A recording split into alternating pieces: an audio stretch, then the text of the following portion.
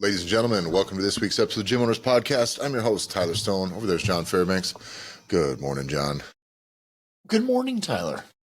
Guys, we're going to talk today about fitness challenges. The subject that came up, we were just looking through. John sent me this. Mike Tyson is backing the Congressional Fitness Challenge.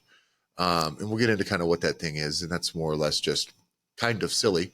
But the idea of fitness challenges, whether it's in the workplace, in the school, whether it's for communities, whether you're doing small, like self-contained fitness challenges that people are buying in or opting into, there's some things that I think are worth considering, right? I don't think there's a lot of like rights, wrongs necessarily, but there's some boundaries, maybe some best practices. We'd like to maybe like smoke out through this conversation a little bit. So, John, tell me about this Mike Tyson Congressional Fitness Challenge. This isn't Mike Tyson's challenge. He's just piping up. No. Right? Yeah. Yeah, so it's like Mike Tyson, Brett Favre, Antonio Brown. Like it's one of those things where you can get Jesus, not the best list of the most upstate. You know what I mean? Like, super upstanding like humans are all jumping in. Convicted rapist and guy with massive amounts of CTE. Like fuck. Huh? Yeah, it's the voice no, of fitness. But what it is. Well, and what's nice is that some of these things, like depending on whoever's in charge, right? Like whoever's in power in the White House or whatever, that's where you have different initiatives that are going to like rise to the top. And so we've been pretty bullish on the idea of the Make America Healthy Again concept. And so the one thing that's nice is that because, however you want to look at it, it's nice, is that it's because this is now front of mind, you now have people that are essentially everybody that like loves Trump are now going to come in and now they're going to be involved in some of these initiatives where before, I don't know, it'd just be everything out seemed a lot more whiny. Yeah. So they weren't even involved. Yeah. And I do think that's kind of a symptom of like politically where things are at as a whole, is that like now a good idea is not a good idea because it wasn't your guy's idea. You know, Right. and that now becomes this thing. This is, I don't need to get into all of that, but it's a matter of self-assessment, John, that you and I do quite regularly within our business and the businesses that we help operate, is try not to pass up on a good idea just because it wasn't yours. Try to just objectively go, I like this. This is a good concept. And it's always, when we're brainstorming and coming up with things, it's never, very rarely is it the first iteration of the thing. It's the collaborative effort and the directions that goes once people start kind of working on solving these problems together. They get you somewhere to where what you're working on is now worth doing. So here, at least, there's some new blood in the water here, right? There's some new people in trying to get involved in this fitness initiative that were probably just going to stay away from it for the last 4 years just because of their political affiliation. So it does give you some fresh eyes, some fresh perspective, good, bad, or indifferent, whatever their involvement is on it. At least there's some more noise being made about physical fitness here. Yeah. And so what is cool about this is that what's being introduced is definitely trying to build off of the presidential fitness challenge, right? That Kennedy brought about. And the idea is that it's a voluntary program that allows students to be able to participate in the challenge and then be able to get a signed certificate, like at the end of the day. And being able to have some star power to get like motivate and pull people forward on being able to do a thing. Like we all know that. What's interesting is like this last election cycle, we saw the decline of celebrity endorsements in my opinion, right? But at the same time, kids didn't get that memo. Like adults might have said, hey, like we give a flying fuck if Queen Bee tells us who to vote for, but kids really do fucking care if like their hero is like, hey man, put down the cake. And it'd be like, and so that's where Tyson they quoted Tyson in the article that we were looking at, where it's like, we can't physically get into the army because we're out of shape. And that's embarrassing. Now he's talking to Fox News. So of course that's going to be the angle of where they're talking about like military service, but they're calling out 77% of Americans aged 17 to 24 would need a waiver in order to serve in the military, according to the Department of Defense. Like that's a waiver for fatness. Yeah. It's like, fuck. Because it's like we may have one of like the world's largest standing armies or whatever the fuck, But are you telling us that even if we were going to draft everybody, that 8 out of 10 are too fucking fat? And this is that idea where easy times create weak men. You're like, Jesus Christ, we've gotten there. And I do think that like the idea now, it is, I don't know, John, what's the whole, I think we as fitness professionals can get a little bit, what's the word? We kind of end up in an echo chamber of the types of people that we're around. You know what I mean? And what is the pulse on for like kids in your area? Youth, your sons, you got 3 kids, classmates, teammates, things like that. What is their opinion on exercise, food, health? Do you think there's any changes, getting better, is it getting worse? Is there any awareness? What's your thought from where you're at? Well, I would say because where we're at, you have a lot of sports. So no one's thinking about, like, especially when you're talking about kids under let's say under 14, under 13, under 14, they're going to be subject to the parents that they have and what those parents are trying to put them in. Because I've seen families that are fatty 2x4s who have fatty 2x4 children. Well, at the same time, there's a family that I think of that both the parents are the size of a fucking house, and their kid is rail thin, is a great athlete. They put him in every single sport, every single season, and he's 9, right? Like, but this kid looks nothing like his parents. And so that's one of those things where you wonder, like, it's like, we may have fucked ourselves up, but we're not going to fuck up we're not going to fuck this kid up. But I think the area that I'm in, I think it is similar to where you are as well, where there's a very blue collar, like, factory type people. Like, I'm talking like Hershey, Little Debbie. Like, these are the companies that are here, and they get all the Little Debbie snack cakes that they can take home. And the problem is they look like they've been eating a whole bunch of Little Debbie snack cakes. One of the perfect examples, and we've gone at the banning of food dyes and stuff like that, is our not so nuanced take on it is, yeah, sure, whatever, who cares? You shouldn't be eating that shit either way. Like, how many Fruit Loops are you feeding your fucking kids, you dumb fuck? If they take them out, are you just going to go back to feeding your kids all this shit either way? Like, sugar's still there, carbs are still there, the calories are still there. What the fuck is wrong with you? That's our official stance on the podcast here on that issue. Is like, at some point we got to take actual personal responsibility, but there's a lack of education around food still, I think, that exists amongst, I'm going to say lower income, but honestly, I'm going to stretch this one step further and just say lower fucking IQ people. I'm sorry. And I go around things that I see from people here in my area on social media, and I'll tell you, there's someone who's very loud about, these food dyes, and it's like, this person's still no fat. I'm not trying to pass judgment. Got a bunch of fucking weight to lose. Kids do too, and it's like, what are you now? You're gonna try to blame the fact that dyes were in the food for this shit is pretty nuts. But the one thing that this person said was, we've already stopped buying these food because it was the stance, John, was that West Virginia officially banned those dyes. They didn't wait for a federal ban on it, right? That West Virginia or something is banning these dyes from being in their foods. So sure thing. You got it. This person said, why isn't South Dakota doing that next? We've already stopped buying these foods, but we're running out. We don't really have many food options to eat then.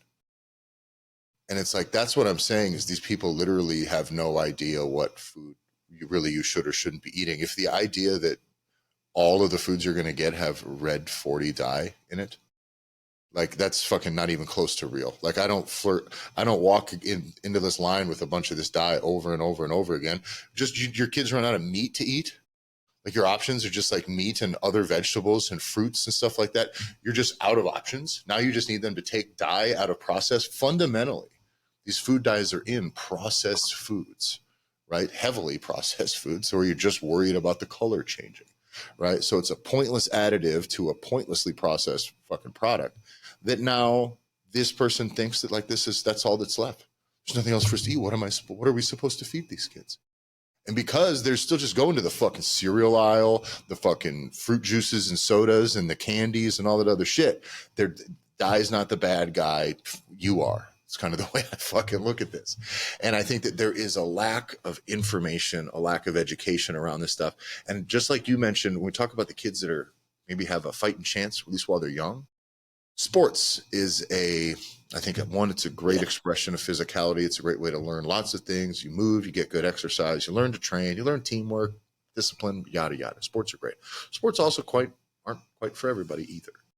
And the one thing that you and I will both agree on about sports is people that are very active around sports when they're young, their youth and their metabolism and that activity level and their energy levels and their free time that they have to spend towards this stuff, the hours and hours and hours and hours a week, pushing really, really hard, working hard, the motivation, the team, the coaching, all that stuff. That's just buying them time. If their food is not if they don't know anything about food. Because what happens to everybody who goes to college, essentially, who doesn't play a college sport, who doesn't pick up exercise, they just start getting fatter Freshman from 15. that day on. And you just gain weight forever and ever and ever and ever. And that's not everybody, but it's of those people, the 74% of Americans that are obese or overweight, that represents a very good chunk of them, is that exact thing. I was active enough when I was young, and then I had to get a job, and I'm busy, and I got family and kids. Because you're still probably eating the same way, by the way, that you always have. And the idea that you were able to work it off when you had nothing to fucking do with your time but play, and no other responsibilities, that works, but it's not the sustainable system. So I'm not shitting on this program here because we're getting into a challenge that's mostly about movement and exercise and things like this. But I think that it is still worth doing because it's a way to get adults up and moving again and find ways that it doesn't always have to be in the gym training, that activity is activity.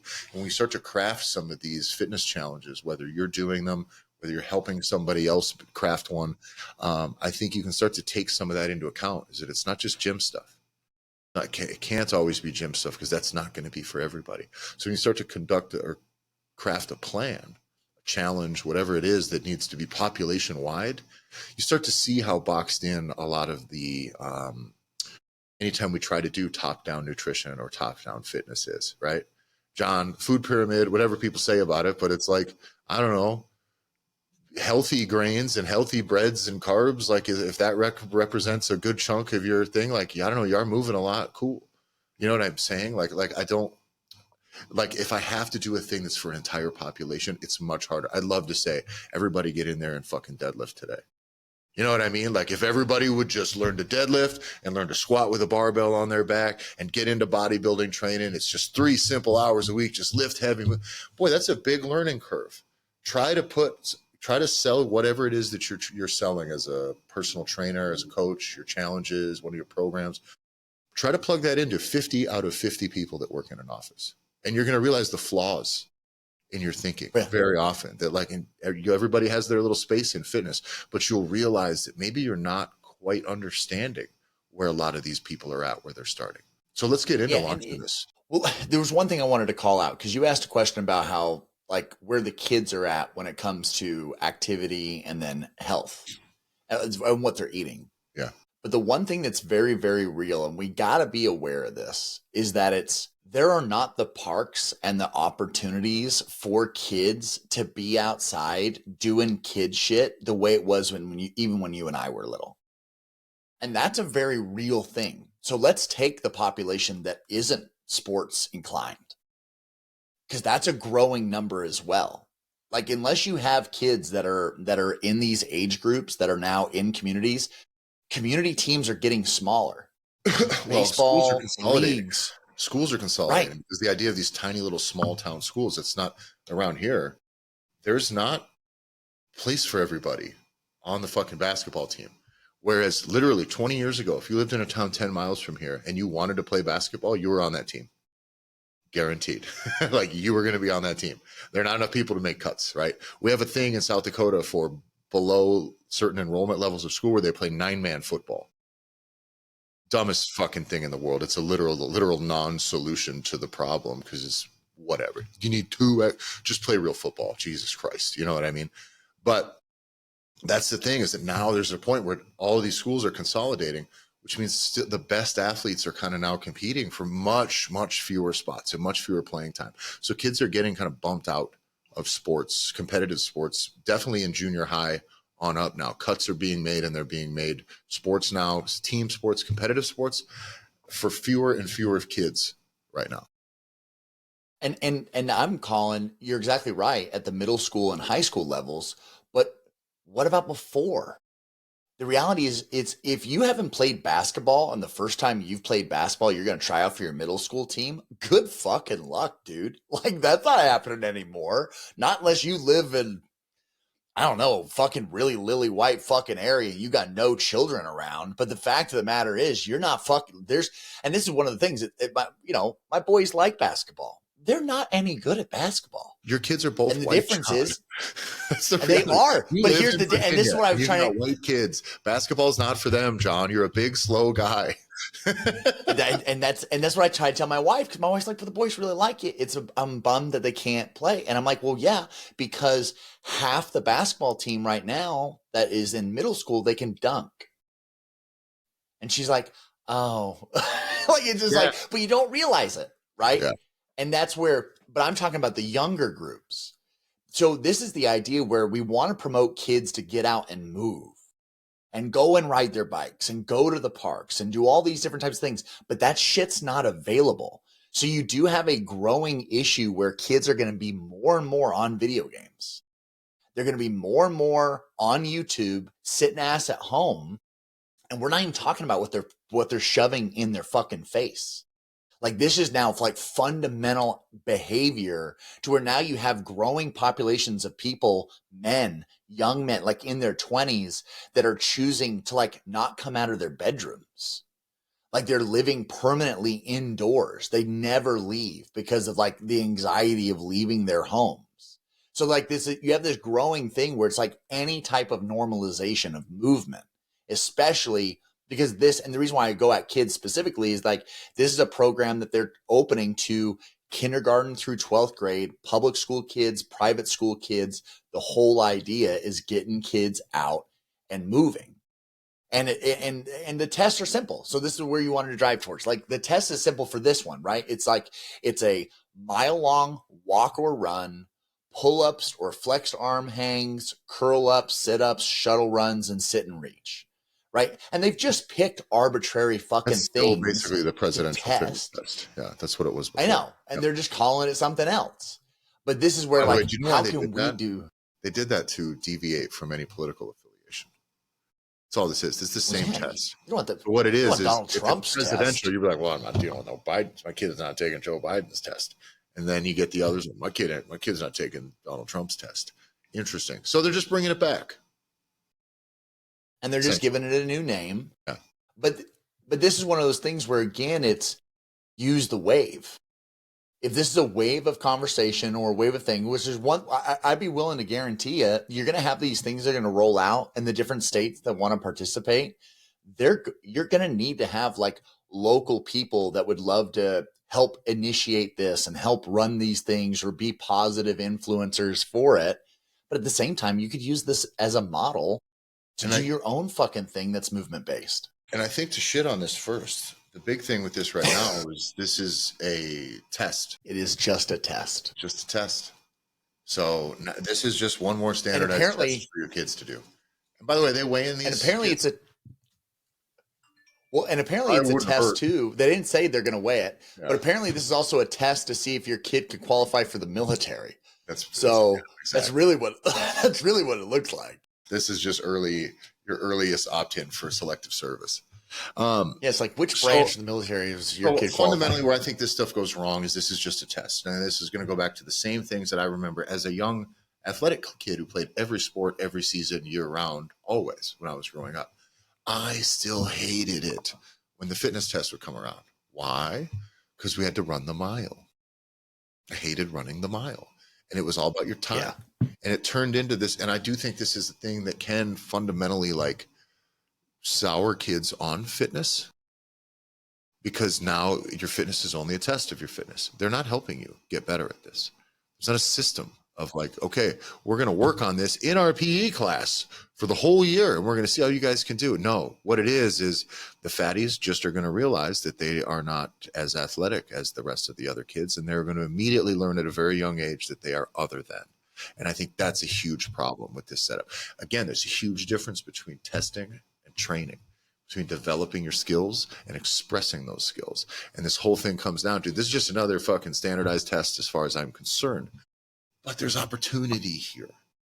It's not wrong. Like, it has its clause in all these school districts. There's a way now for this to be done right, which means do not make this challenge. Do not make this an initiative, or do not make this a test. You make this an initiative. Okay. You make it a thing that we are all going to get together on, and we're going to try to do this. Okay. Listen, I'm going to try to stick this it's going to be different for each grade. This is where it's tricky, right? Each age group is going to be a little different, but I would like the idea. Do you remember the book it reading stuff that you'd have to do during the year? If you read a book, you'd have to write. And if you have to go to Pizza Hut. Pizza Hut, right? And by the way, I'm all about rewarding kids with one personal pan pizza on this shit if they fucking go through all this other fitness stuff. I'm about it. I don't care if ice cream's at the end of the tunnel for this. Cool. There's a lot of stuff here. But if we can allow kids to either truthfully or lie and have their parents sign off on 30 minutes of playing through 30 minutes of reading a book that they either read or didn't read, can we do that with exercise? Can that be like, God damn, wouldn't it be nice if your PE teacher had homework for you? Just 30 minutes exercise outside. If you got basketball this weekend, you're good. If you don't, you're going to have to put down the Xbox and go do it. That's your work. You're going to get a fucking A on this. Just go sign, or lie, convince your parents to sign off on it. But that starts to become this thing now where we're starting to build some of these habits. And you can start to give kids ideas on how to do this in a way that's fun, right? Just go play at the park. Go shoot hoops. Go kick a ball. Go swimming. Go for a walk. Go ride your bike. Go ride your bike to the store. You want to get your kids got to do this fucking thing one time. Let's talk one time this weekend, right? Let's just say that's all it is. One time this week. Well, good. Now the parents have a reason to take the kids out for a walk, take the kids out to do something. I think that as long as we make this about setting actions-based goals instead of desiring outcomes, instead of just testing outcomes, we're good. Because I think one of the biggest problems in fitness is guy says, I want to lose a bunch of weight. I want to fucking get leaner. And so what do? Is they just hope. They just do a bunch of random shit and they just hope that it works or doesn't work. And it doesn't really stick nearly as well as if they set the goals that are actually the actions that they need to take to get there. So you can truly reverse engineer it. If I want a kid to be more proficient in the mile and better at pull-ups and fucking more flexible, we're going to be able to do more sit-ups and all the other shit that they're testing here, jumping, right? What should they be doing to actually be better at that instead of us just testing a bunch of kids on a class, essentially, that they've never learned anything about? And that's the dilemma. You walk in on day one of school, here's your test. Fuck you, dude. Yeah, sorry, you didn't pass. It looks like you're one of the stupid ones. Back to the line. That's what we're doing with fitness when we just make this into a test. But if it goes, these are the things that actually these kids should do to be able to improve at the stuff across the board. Now that becomes the system we should implement, and adherence to that system comes the challenge. And I think that's really important when we talk about what we'll do going forward as organizations, as coaches, as gym owners. Austin Tolosa, right out of California, we had him on the podcast, a little bit ago. And one of the things that I really remember him talking about is like, my job is to get people to do things that they don't want to do. And I remember like talking about, and for him, it was all like, that was the fun part. Because then we're talking like this dude, Harry Potter themed workouts. Yeah. Right. Like he went super hard in the paint on the anime and Marvel and all these themed out concepts of like letting it be fun. And I think that is the piece where if we really own, like you said, if they're outcome based testing, that's it. It's like it's the worst thing. Remember when we shit on that fucking study that said like wall sits were the best thing that you could do for like your exercise or whatever the fuck? It's just like, come on, man. Like, are you trying to get to have it just be the most miserable fucking experience ever? Could you imagine? Be like, well, you need to get in shape. Great. We're running the mile. Be like, wait, what? That's it? That's the thing that's going to get us in shape? That's going to get a whole bunch of people to fucking hate this thing. So Conspiracy Tyler tends to believe about this, that this is actually a very invasive form of data collection on all the children in public schools in the United States. That's my guess. If this gets fully implemented across the board. That's what I think this Well, is. here. How else So are you going to let's get add weights? here. How else are you going to get the weights of every single child in school? How else are you going to likely be able to calculate their BMI and their actual physical capability? Now, maybe we can do a lot of good with that data, and it'll be very alarming to know what's fucking wrong and what's going on. But I don't think the man needs to know that. And those who perform well would be divided into gold, silver, and bronze levels. The gold level would be the top 85th percentile, silver would be the top 75th, and bronze would be the top 50th percentile. So the idea is that not only are you going to get those metrics and that data, but then we're going to make sure those kids are lumped. And now you have a longitudinal study that will be able to be had over a long period of time. Yeah. Ideally, from when this child was 5 until, 18 for mandatory service if he's a male. That never quite got, switched around for whatever you were going to opt into on the male female side. Yeah. but because talk to my wife about it, she gets salty as fuck. You're talking about a girl that is very, very like pro women's liberation type shit, but she's got 3 sons, and she's like, this is some fucking bullshit that these are my boys are the only ones that have to say these chicks. yeah. So, but that is something that I think can be a bit nefarious about it. That's why I'm concerned that it's about testing and it's not so much about development. That's all. That's the main thing. I was like, God damn it, this is just data collection now. This is the 23andMe of stuff where it's like, oh, all these idiots are just going to send us all the information of every child in America. Great. So who are you earned the right to that? Then give me some value in return. Let's make sure that fitness is actually a priority in these schools, because what we're doing is nothing until we test. Imagine if your kids, when they had to take they're doing this right now. I think they finished up last week for schools here in our state where it's state testing. Has no effect on the kids' grades at all, but they got to show up. It's like hard tests. It's a whole day. It's a stressful thing. They do it multiple days. It's a whole bunch of shit. Benefits the kids none. Now imagine if they did that without teaching the kids anything all year, which, by the way, might kind of be what's been going on here from what I've seen. I don't think they fucking teach a fucking thing here. But imagine that. They just show up and teach them nothing, and then they're going to test them all. And then what are they going to do? They're going to start to be like, oh, geez, these kids are fucking dumb. That's the outcome that we're going to. So I get it. Maybe it's data we need, but my concern is in the missed opportunity. That's all. Like, this should be, fitness is about progress in fitness, which is what we're trying to do with making America healthy again, meaning we need to improve from where we're at. It's not about see how healthy America is now, right? And if getting that starting point is fine, but like, I think we need to actually start to map out what this process is. And we've gone through some of that with some of our last episodes about non-negotiable pillars for a healthy America, which we kind of agree with, top down, bottom up. But what I want to get into here is now how to do a blueprint for kind of your own fitness challenge. It's about these things that are about making improvements, about progress. And if there's going to be tests, it is about testing in the beginning and testing to see the results in the end. I think testing is fine as long as it's low risk and as long as it's about assessing somewhere along the spectrum of fitness that someone is, so you can actually measure that your stuff works. And I don't even know that that's terribly important if we're trying to make population-wide changes. I just think the actions-based goals in this stuff now become the things to implement. And really getting their mindset shifted to the idea that it is, dude, this is like the journey, the doing is the whole point of this. It's the in between of the testing. And I remember, like, I work with lots of young men that are, they range from like 12 to 18 for the different like coaching that I do with male athletes, because the all boys military school that I work with.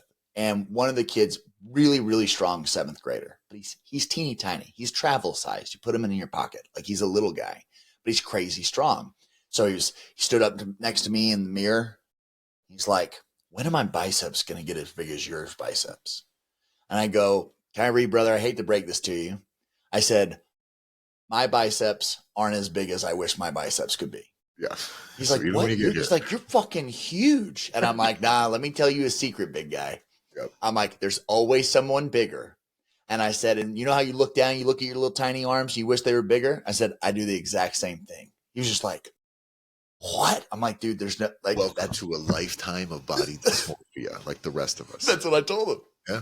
But that's what it is. So like the testing part, that's the shift, right? Like but the ability to have that conversation early, which is, hey, this is just data. This isn't good. This isn't bad. This is just where we are. And now we get to have the pursuit. Super cheesy, but it's like, ah, man, that like it would have been really valuable when I was 16-year-old John was trying to, fucking barbell shrug 700 pounds, being like, probably not a great idea. Like, I know what you're trying to do, but like, let's not do that right now. Yeah. But it's defining, right? So like define what the goals are, right? Yeah. Like the idea is like establishing what that goal is up front. Because I think just like you called out the differences of age groups, is that will vary from every age group, every business. Let's say you want to build this out for a company, right? Do they want to boost morale and togetherness, or what are all those different things? And I think let's get into that right now, because this is the thought exercise that I've done. I've put together some proposals for businesses that I kept very almost loose, because it's very tough to come in and start painting very specific lines. You start painting bold lines on this thing, and it becomes, you have to remember that any business big enough to be doing this stuff, say a dozen employees or more, they can't make anybody do anything fitness wise. They can't make anybody participate at all. It's all going to be voluntary, even if the business is paying for it. It cannot be, it has to be pretty well inclusive. It can't be too hard for some people. It can't be about judgment. You have to understand there's now human resources departments involved in this stuff now, once it starts kind of coming through the business.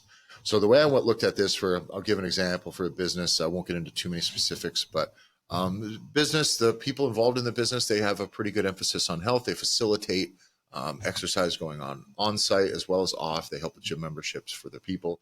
They have a really strong belief that a healthy employee is a happy employee that is a productive employee. At the very least, they are healthier, happier, and more productive than if they were otherwise less healthy. Okay, so that's kind of a fundamental thing that they stay in, a pocket that they stay in. But to do this, there's men, women, fats, skinnies, fits, olds, youngs, you know what I mean? And it's there's alcoholics, there was sober people, there's people who chain smoke cigarettes, all like there is the reality of a workplace. Okay, again, we stay in an echo chamber of people trying to make change and get better. That's what I deal with every day. So it's difficult when you have to deal with a large swath, a very diverse amount of people. So what do? Thought about taking my traditional nutrition program through and just throwing it at them. Here's a male version, here's a female version. Clean up the language on it a little bit, of course, right? But it's a bit too like kind of restrictive and strict. It's tough. It becomes, I think it would be way too hard. Yeah, and it's not that it is hard. It's that these people are all actually barely in it. So this is one of the few times where someone is not committed to me a big amount of money and a big amount of effort to make a big change, trying to nudge a community of people, a large demographic, through just a little bit of progress. Because if we want to take America from 74% obesity and overweight people to, let's say, 25, that doesn't consist that we could execute 50% of them. Otherwise, what you kind of need to do is just move a whole bunch of people further back on that line, actually. Now, you can get one person and remove them from that list by having them lose 100 pounds. That's great, but that requires big commitment on their part. You're not going to do that with a challenge that's open for a whole workplace or a whole school or a whole team. No scalability. No scalability for what I do. What I do with that, my 100-pound guys, I can't.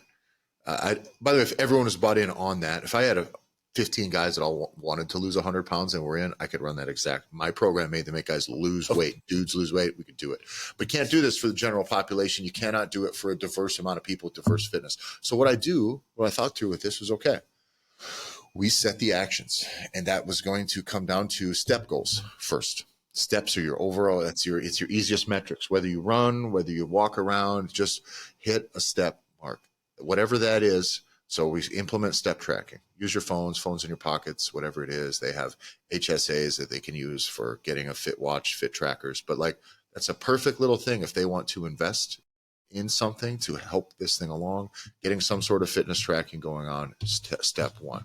Step two, protein marks. It's easy enough. It's general enough. They don't need to be on bodybuilding, lifting weights amounts of protein. But if I can get them to hit a certain amount of protein in a day, I don't care about the rest yet. Get your steps up, eat enough protein so that then you're not so hungry, empty, craving carbs, sugar, bullshit. That can start to correct that. Adherence in those two things now starts to become the actual game that we want to play.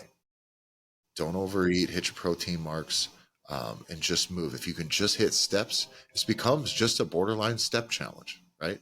If you hit your steps every day, let's say out of 28 days, you hit them out of 25, you're in the gold tier, right?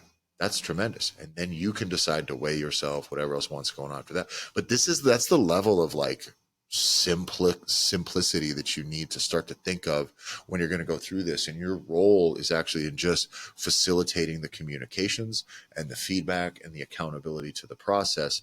That ends up being your job.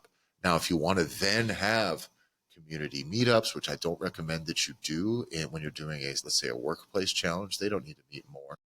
You actually want to give them stuff that they can go kind of do on their own. They don't need to be training with their coworkers in the gym, but you still need to create opportunities. And I think that finding ways to then get another gym session once a week is tier 3, twice a week is tier 2. It doesn't matter what they do. It's that they're there for 30 minutes or longer. I think those start to be the actions that we can reward regardless of what the outcomes it gives them, because if they start to check those boxes regularly enough and consistently enough, they'll actually be able to optimize the things they're doing within that framework. And that becomes the starting point for us to actually make a wide change through a very wide, diverse population, which I cannot do with we're 5x5 on squats today. It's just, I cannot go to an office and make everybody do that. It's not going to fucking work. They're not going to like it. Many are not capable. There's more coaching. It's too hands-on. It's just going to be too tough to do. And then once you have this structure, now you just get to kind of iterate or add a few more design items. You know, what, like you said, we established the game, which is, hey, we're stepping, we're tracking our steps, and we're tracking our protein. And so then from there, it's all right. Well, do you allow teams? Do you allow a group of people that now? Because when you're in, you know, do you do a team group and you do solo group? This is a decision. Do you want other people's information to be known to anyone else, or is this between every individual in this organization and me, the organizer of this challenge? Maybe that's actually one of the big values. I think that's an important thing to consider as well. Is that most people, we're talking workplace, good fucking luck putting people's weights on the board or weight loss or body fat. No. All of those things now start going right out the window. You know, but steps you can. Steps you know, there is an element because there's also where it's, hey, this is a challenge we're going to do.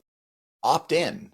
Would you like to participate? Because if you want to participate, because I've done these, you know, I've worked for a SaaS company, right, a software company for almost a decade now, as one of the many things that Tyler and I do together. So, but one of those, and what within that company, right, this is office space to the nth degree, right? This was cubicles and developers and fucking nerds everywhere. And they did a step challenge.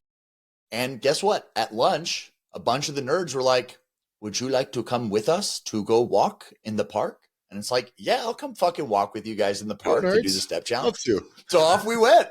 And guess what? Nerds are prepared. They brought lunches for everybody. Like, we brought you a sandwich. Would you like one? It's like, fuck yeah. All right. I'll come walk with you guys at the park every day.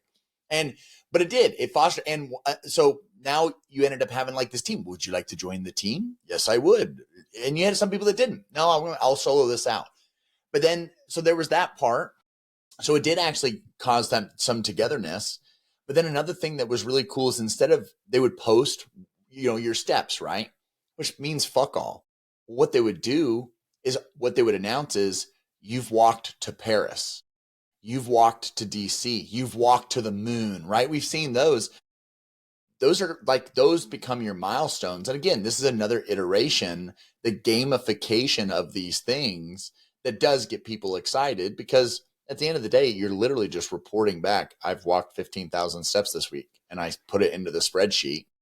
But then it's what that next piece is what gets people more bought in or participating more. And I think things like a lot of these things they don't have to always be accountable to you. They can be accountable to themselves on this stuff. In the end, this is not full hands-on coaching. We're doing some pretty large-scale stuff here. The idea, just weigh yourself every morning. You write it down. You keep it. Okay, but you don't go. You just, all you need to do, you need to see it, and you have to be on the scale before you check that box every day before you leave your house. That's it. It's an easy way to just start to accumulate tally marks. The things it takes to win the day. What does that take, right? Walked today. I got my steps in. I weighed myself this morning. Maybe it's I drank over 1.5 liters of water today. Maybe it's that simple, right? This now becomes the format that we can start to run in, that now we're developing habits that then we can express later on, and how they express their fitness and health and wellness is kind of their own decision to make when we're dealing with things on such a large scale. In a perfect world, John, then you go in after the fact and you're like, which one of you motherfuckers wants to get jacked? Right. And then you can start drawing people into the next layer and the next layer and the next layer. But right now, anytime you're doing this, you are the most soft introductory layer of fitness to an organization like this. That's the only way you can do it. You cannot come in with high specificity, cannot come in with high intensity. You're going to get too many people that are going to eye roll and opt out completely. This is the thing I always would run into with CrossFit Gym, and I see it a lot with CrossFit Gym specifically, that do anything with high intensity. And once then you're trying to get into a workplace population, too many people are going to think that's gay. That's all. For sure. Or I got to be all breathing hard when I lift weights. Why I got to do all this stupid shit? What are we doing here? And then there's the people to be intimidated. You have to make it so easy that they can just do. Find the most fundamental habits, and that's what you build towards. Because I think that's important. So the first thing we kind of went through is, obviously defining the goals as a whole. The second one was choosing your audience, and I think that's the most important thing. Is really identifying what you're dealing with, and whether it's workplace. John, your demands of a team of athletes can be very different. High school sports team, football team. What you do then is you're going to hit 4 lifts this week, right? 3 is the minimum, but you have to hit your lifts this week. You got to be in the weight room 3 times this week doing your workouts. Check your boxes. You're going to weigh yourself every day. You have X amount of protein to hit every day. That's a not fucking negotiable thing. Anything else you're going to do beyond that point, play outside, you could do whatever, but that's like your bare minimum. But then with these guys, you can start to throw in other fun little challenges. Like this week, we have this week's weekly challenge, which is like this week, you're going to do 300 push-ups this week. Just get that in. Yeah, I can't do that in a workplace. 350-pound woman and a guy in a wheelchair and fucking, so it becomes a different thing based on the audience you have. But if it's something that you're likely selling, like where I'm at, where we're like kind of smaller scale corporate fitness stuff, it's really catered. It really is individually catered. I have an organization I work with where I coach basically like 4 people. But it is all small group and individual personal training. And it is all individual direct nutrition coaching. It's not a system that they're executing. It's not challenge based at all. But that is the level it had to be at for me to be helping these people achieve those objectives, right? I cannot come in and just slap a fucking email, print this off, put it on your desk. Here's what we're doing this month for everybody in that office. Because still 2/3 of the people in that office don't participate in any of the things that I do there at all, which is fine. But rather than I can do a better job with the higher level of investment from these other people than if I had to walk it all the way back to the things we described earlier to cover the whole thing. But if you want to get 200 people doing business with you and communicating with you and making progress and associating that with you and your business, yourself as a trainer, your nutrition coaching, your online coaching, or your gym, you do got to play the generalized game. Which is now makes us think, though, right? Doesn't it make us think much, I think, better about fitness and what wellness really is? Because we all think gym. We're gym rats. You're a gym owner. You're listening. You're a gym owner. You're a coach. You're gym rats. The gym is the tool, right? That's the only fucking tool that we know, right? That's the hammer. Everything looks like a nail. What's the solution if you're fat? Gym, lifting weights, right? Get in there, right? If you're a CrossFit coach, what's the solution if you got weight to lose? The gym. CrossFit classes, come on, let's let it rip. What's the solution if you're an old person who can't really is having a tough time getting up and down and they want to get a little healthier, a little more mobile? If you're you and I, you're like, well, strength training, general. If you're a CrossFit coach, it's fucking CrossFit. If you're an aerobics person, it's, well, you just got to get out and walk a little bit more. Yep. And if you're a runner, try it's some just yoga. Yeah, try some yoga. So we have to understand that the tools that we're like inclined to gravitate towards are not everybody's starting point. Again, it goes back to the fundamental principle that we teach, John, is what? The fucking lifetime fitness journey. So wherever they are now, you may get them there. I like to get them into the gym because I think it's more optimized. It's more optimized and it's going to be better results for their efforts. But I cannot drag everybody into the gym from day one. I need to get them just a little bit of slow confidence. And some people need to build that confidence by themselves. They got to toil away in the cave and they got to come out and go, okay, I'm ready. I think I'm ready to try this next. And because everybody's got their own fucking baggage, right? From like a lifetime of, right? And then fill in the blank. I have a lifetime of this. And this is what, when we're talking about this, where you potentially are going to put yourself where you're going to be in front of people that are not your stereotypical clients. They're not going to be somebody that is ready. They are 2 years away from doing business directly with you, right? If that's the reality, if you soft play this the right way, they may never do business with you, but you now are a positive experience for a referral. Because if anybody hears anything fitness related, I mean, how many times do you end up getting, they're usually not super great leads initially, but you'll get a lead or you'll get a reference point where it's, I'm the fitness guy.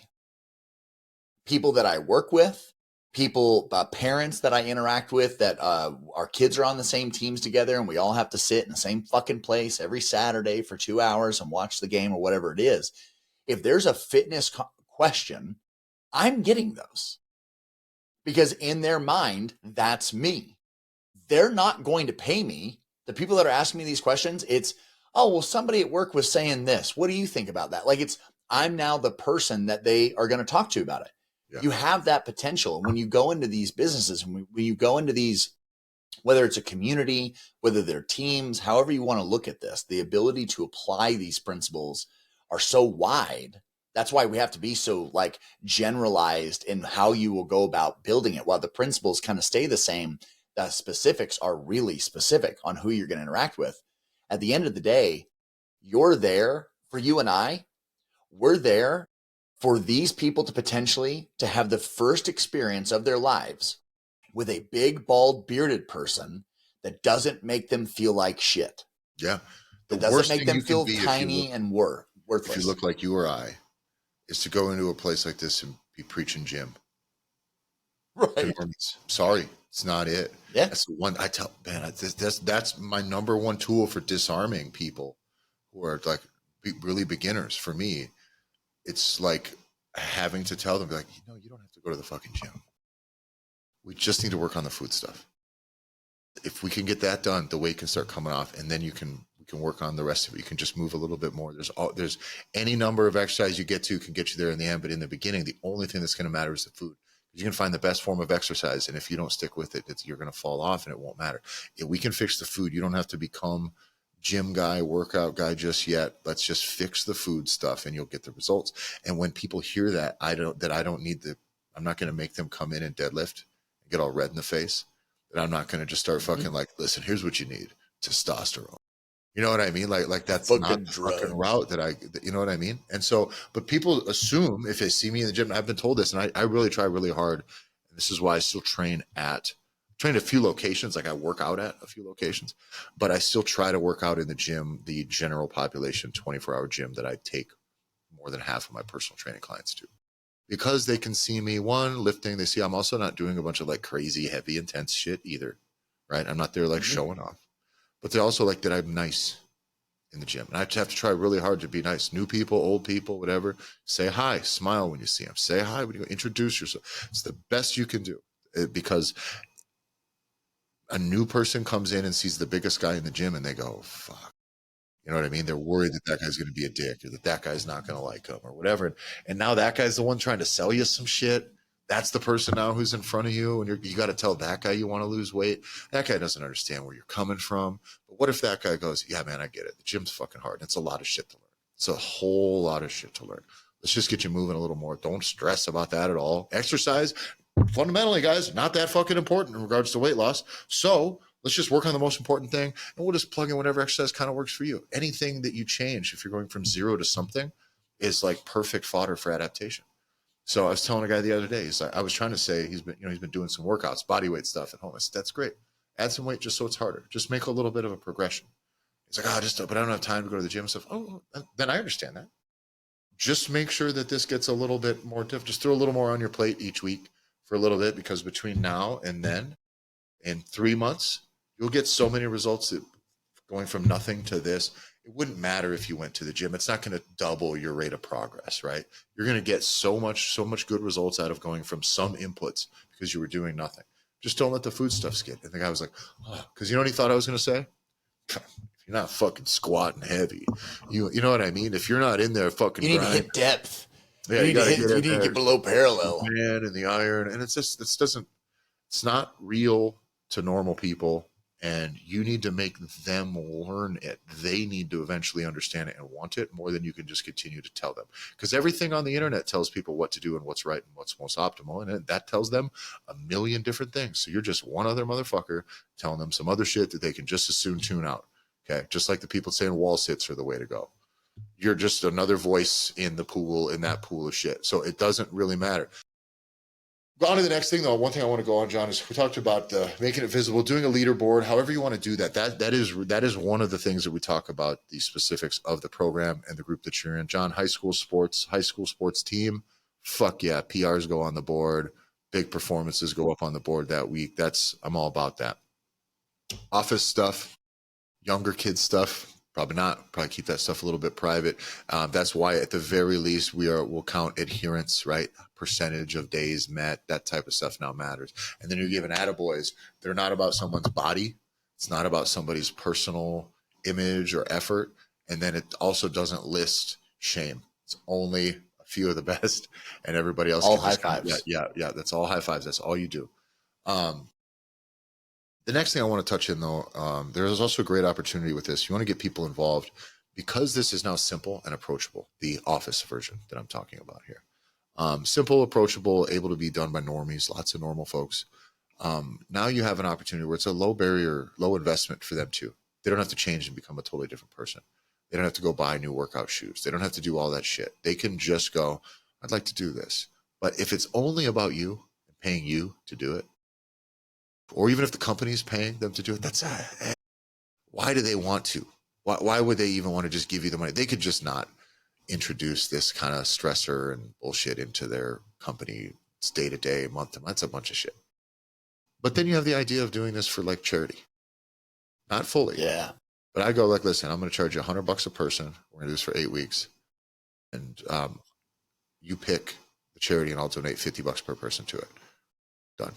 Whether the owner might even say, well, I'll even match it. Now you get opportunities to where it becomes the most swingingest, most generous dick in the fucking room is going to win. I'll take half the money you give me. I'll even twice of that.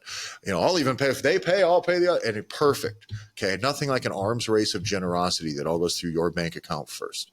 Okay. And then you can donate to charity, half of it. Still get yours. You need to get yours because it is worth doing. But that's a great way now to make this a thing that is not just about you coming in trying to cold sell. And it's also not about you coming in and trying to just spend their money for a thing that they didn't choose either. This is a great opportunity to go, you pick the charity. You pick it, sir. Right? The person who owns that business, what a home run for him. Like, great, yeah, they were going to get my fucking money anyways. Right? So I might as well do a little something extra. I get value for my workplace as well. I get you involved here. You're taken care of. I think that is a really good opportunity for you. That's how you sell this. That's how you close this, in my opinion. That makes it from a thing I got to think about as a business owner, and a bunch of shit I got to weigh, and a bunch of culture to consider, and a bunch of individuals' feelings to consider, which, if your business is large enough scale, the feelings of the individuals in your business are the last thing you want to have to even mess with. Just be like, oh God, can they just work and have donuts on Friday and just stop complaining? Everybody who's having a bad day has got to show up in your office.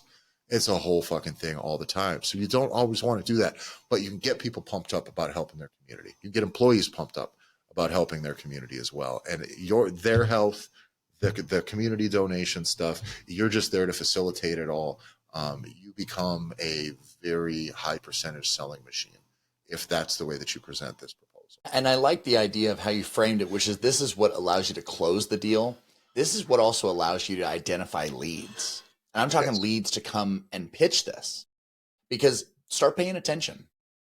What are the different companies that are then in the area that are actively trying to participate in the community? And so this is going to be who's donating to the YMCA, who's donating to the Boys and Girls Club, who's donating to local theater, to local different things. And once you can identify those businesses, now you know. So you know the organization that they want to give money to. You know when one of those organizations are going to do one of their big fundraiser nights or one of their fundraising events.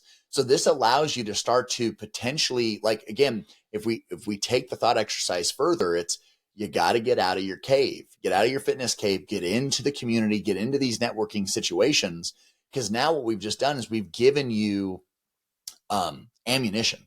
You're going to put it right in your back pocket. And you're going to start rubbing shoulders where you get to go be with these business owners. And if you know somebody, this is where the last thing an owner wants is for you to come in and ask them to do work for you so that they can pay you money. You want to come in with this plan, confident in what you're going to do. And what we're going to do is I want to be able to, everyone that participates, we're going to give back to this organization or any of the organization. You've done a little bit of homework. You've done the bare fucking minimum that will then show that person, oh, this person, if they're really savvy, they're going to be like, all right, this dude's done his homework. Like he knows that this is an organization that I care about. And you will close it. And there will be so many more opportunities because rich guys, they know other rich guys. And that's how this goes even beyond the initial population that you might be serving. So as you execute, as you get all the way through to the end, don't be a burden on the system that you're trying to help. That's really important. It's got to be canned. They got to feel like it's all happening for them. You cannot be jamming up a bunch of their other shit. I do like the idea on how you wrap this up. Recognize the winners. You can use their internal communication for that, I think, as well, if you want to, like get in there or send emails to everybody on the team that's kind of coming from there. You can have a little meetup at the place, or John, in your case, with the kids, right? The youth sports stuff. It's like, everybody's going to get in. Maybe you'll have a little, maybe not a banquet, but let's eat some food after we lift today. Maybe you have a fun little challenge day. That's where I believe a test is cool. In the youth sports side, I would do this at an office, but like in the youth sports side, at the end of the year, man, that's what's up. Let's go. Let's see who can carry this fucking thing the farthest. Just some silly shit. You just kind of do that type of stuff at the end. Now it's fun. It becomes team building and really good. But the big thing for this, depending on your role with the organization, is now your follow-up. These are all opportunities to sell someone into the next thing. It's always an opportunity to get feedback from all of them, get testimonials from all of them, what they thought about working with you and the challenge, because you're going to need those to and from the business owner, you need those to use as a reference for the next business you want to pitch. I think that's very important to have for this framework. But then you want to make sure that you also are getting you're making the most of the opportunities for people that were interested, that had good success, that you now have an ask to make, right? What other services do you have? Now that becomes a thing where you're more specific, weight loss thing. Let somebody tell you what they're interested in doing for the next few months and go, perfect. Well, I got a program for that if you're interested. And now you can sell out of it without having it to be another challenge, and you're not running the whole group. You're going to drag people from a general access point into some very custom specificity, which I think is important. And now that's where you can really make the most of this. Again, long road here, you're getting paid to generate leads for yourself. That's the point. So we better get going, guys. Thanks a lot for listening. We will see you next week.